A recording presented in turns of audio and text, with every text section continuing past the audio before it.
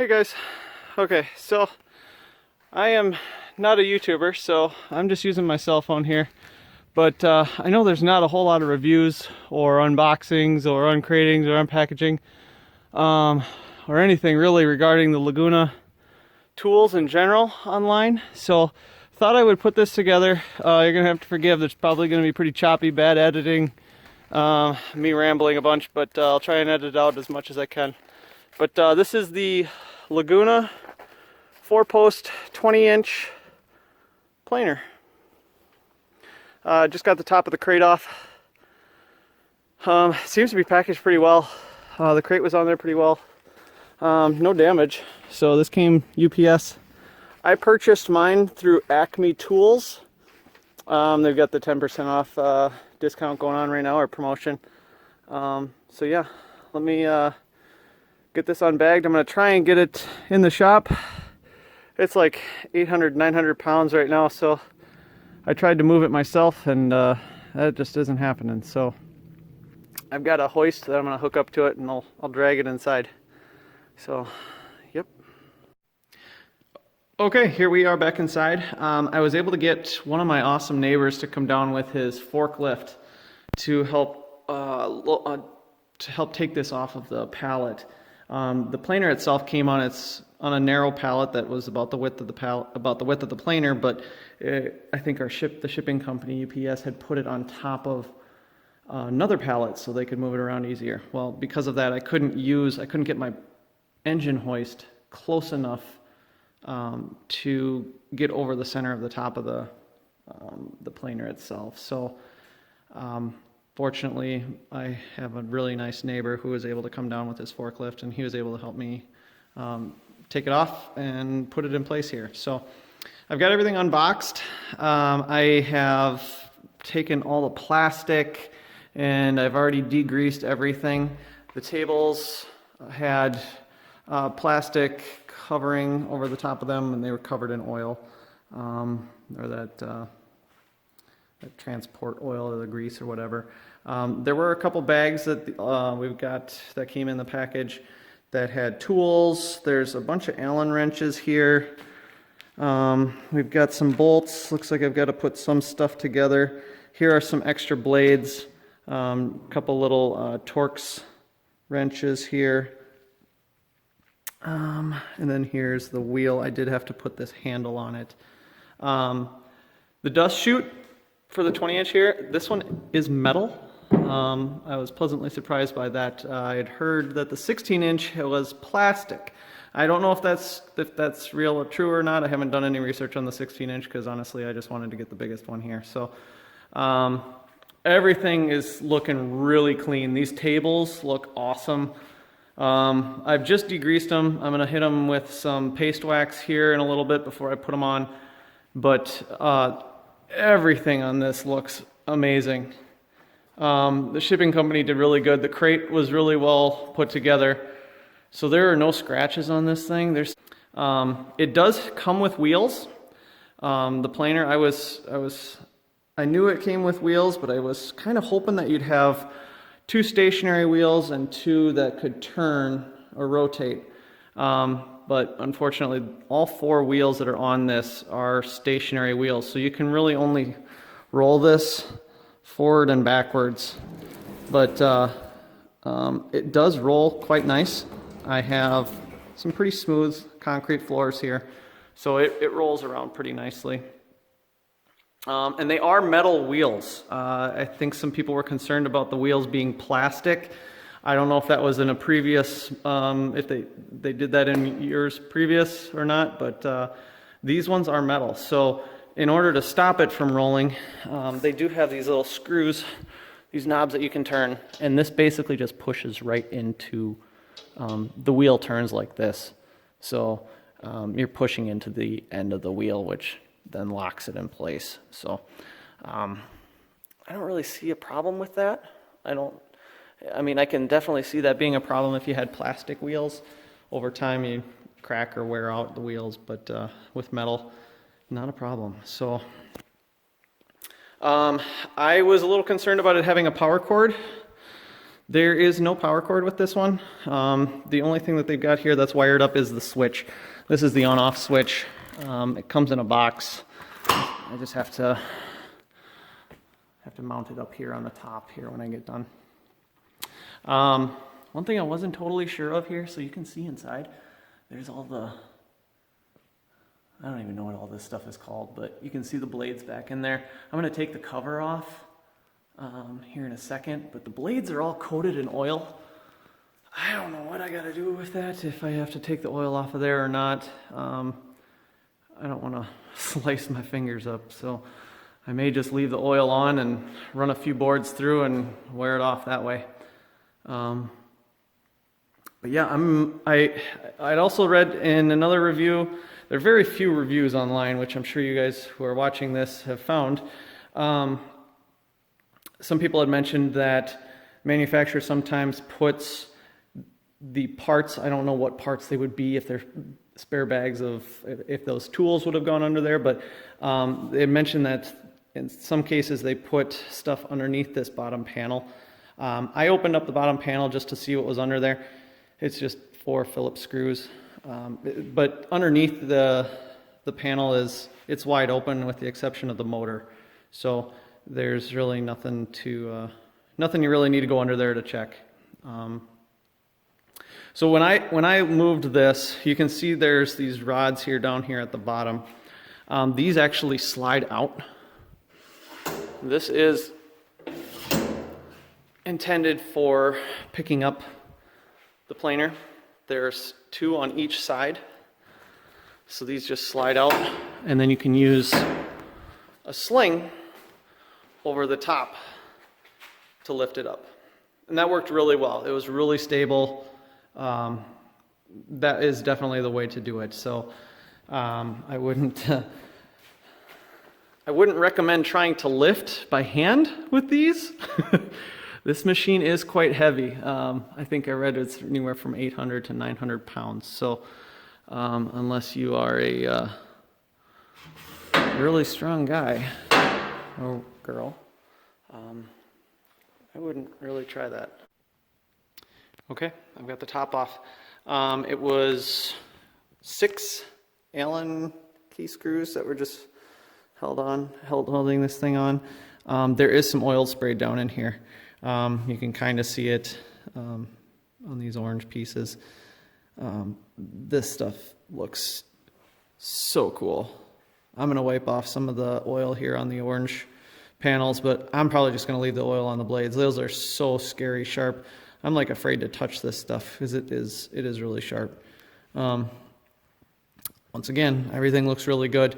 I'm not exactly sure what these brackets are at each end, the red things. I'm assuming they're probably for adjusting the rollers or something. But I mean, there's a little bit of chipping in the paint.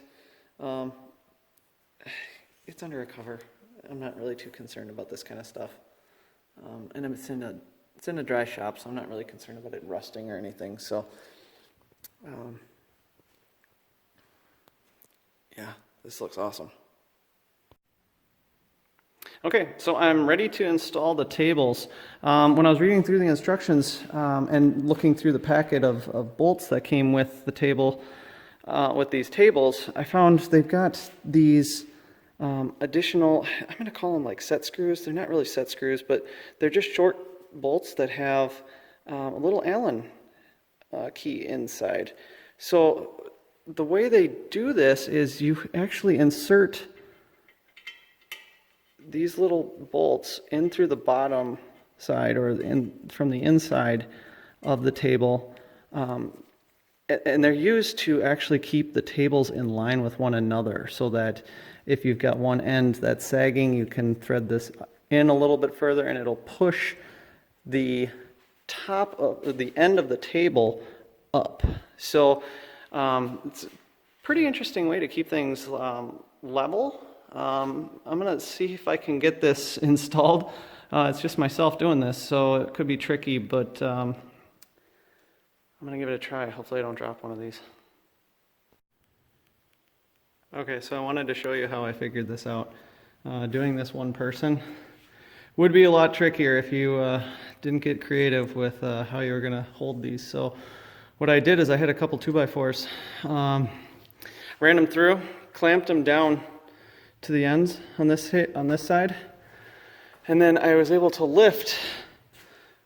I held the end of the table between my hip and my hand, and with my free hand I was able to clamp on each of these clamps to each side. So this goes around the table, and then from underneath I was able to get each of the 3 bolts in place. So I'm going to do this with the other side too. That worked out really well. Okay, well, I was able to get the tables all installed. I threw the wheel on for raising and lowering it, and the dust chute, the dust collection chute. All pretty basic, just a few, like 6 screws, 6 bolts holding on the dust collection chute, and just 1 nut and washer holding on the wheel here. Mine had some electrical tape holding it all together. There is a small little keyway. This is a keyed connection here. So there's a tiny little keyway that's just kind of resting in there. Mine was almost falling out when I pulled the tape off. So you want to definitely be sure you don't take that out, because that's what holds your wheel, the connection between your wheel and your rod here to turn this up and down. This moves really smoothly. It moves slow.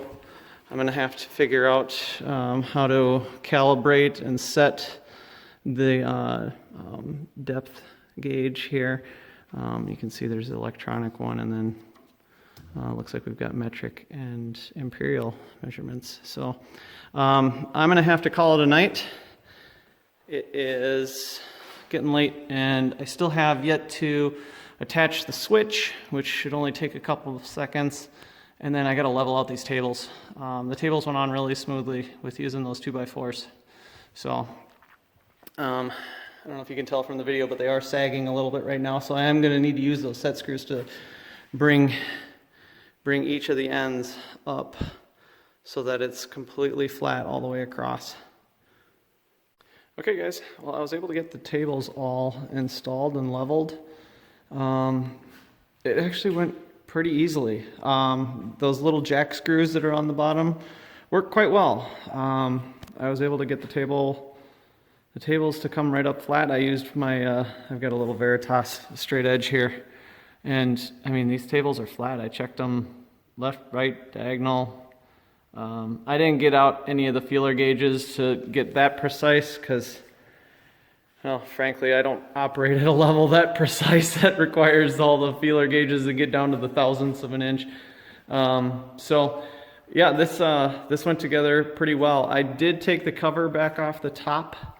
I wanted to check to make sure that all of the blades were all on snugly, all tight, snugly, and they are. I thought I may find like 1 or 2 that were a little loose, but they actually were all quite tight. I don't know how tight they are supposed to be. The manual doesn't say anything about how tight or how many inch-pounds or foot-pounds that these are supposed to be torqued to. I'm assuming it's just German spec Guten tight. So I'm not going to be able to run this. I have a call out to an electrician. I am by no means an electrician, so I had to call somebody for some help as far as how to wire this in to get a plug. I thought I could pick up just like a plug or a cord for an appliance at Home Depot, but I don't think it's going to work, or I'm not sure. I'm waiting on a call back. But anyway, the machine comes with a white wire, black wire, and a green wire. So this is the American version. I don't know if it's different in other parts of the world, but I'm in America, so this is what we have here. So I'll give you a shot here of the plate because I know my electrician wanted to know this stuff. So there's that. There is a plate directly on the motor. It doesn't really provide much more information other than what's already provided on the external plate here. So this is going to do it for my review. I may post another video once I get this thing up and running, but I'm really not too worried about how it's going to operate based on what I've seen so far. So I am going to have to tinker around a little bit with that digital readout, the depth gauge. I don't know what that's called, but yeah, really happy. If I haven't expressed that enough, I feel like I probably have. But yeah, all right. Well, thanks, guys. Okay, I wanted to get back on here and answer some questions that I think some of you may have that I kind of glanced over. So first thing here is just overall size. This thing turned out to be actually much shorter in height than I thought it would be. The tallest part on here is the wheel on there, and that comes up to about 45¼ inches tall. That's of course with just what it comes with on the wheels. The overall length here from end to end through the tables comes out to be 55¾ and then the overall width here, the widest parts are from the edge of the switch over here to the handle, and we're going to call that about 39½ wide. One other thing, if you're running this thing and you don't have a 5-inch dust collection system, I know I don't. I just run off of the 4-inch flex hose right now until I get my my shop here a little more established. I'm just going to continue to run off of the flex hose, but this does have a 5-inch dust collection port on it, so you're going to probably need to get an adapter if you're running off a flex hose. So that's pretty much what I came up with here. If you have any other questions, feel free to message me or leave them in the comments below. Yeah, that's it. Thanks, guys.